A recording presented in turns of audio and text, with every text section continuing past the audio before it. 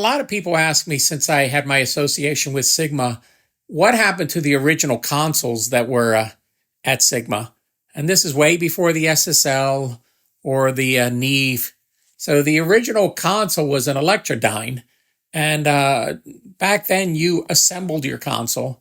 And Joe Tarsia put I think it was 2 or 3 of them together. The first one was like an 8 channel unit. And when it was time to sell it, he sold it to, I think a radio station got it. And I tracked it down, and they eventually just threw it out in the dumpster.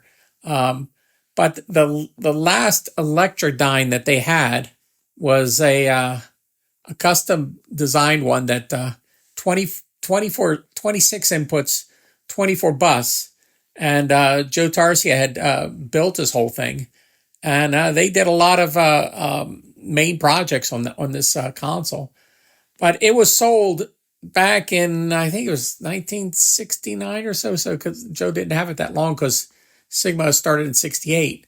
And the guy who bought it was a guy, Phil, and he ran a studio in Dayton, Ohio called Cyberteknics. And I'll put the link to his studio, because it's still running.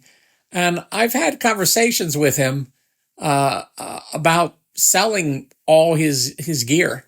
And we talked for a long time. I mean, hours, because he was interested in if he sold anything, he would sell everything.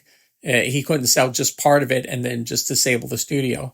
And I had it down to the point where I was sending someone out to Dayton, Ohio, to do a whole inventory of everything he had.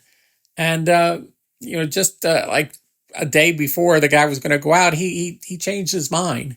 He said, I don't know if I really want to do this, George. He said, I'm older and this is my life. This is what I love doing. So if I sold it, what would I do?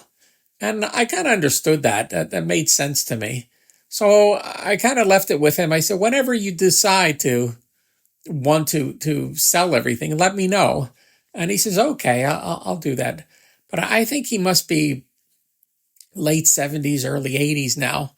I'm going to put a bunch of pictures down so you guys can see the studio, see the console. And then I'll put a link to the recording studio so you can see all that. But it's a bunch of vintage gear in there, and it's all well maintained. It just it's in Dayton, Ohio, and with the recording industry being what it is right now, I don't know if it's going to stay in business. But then again, I think he may have everything. He may own everything and own the building and that, so he doesn't really have to make much to keep it going. So there you go.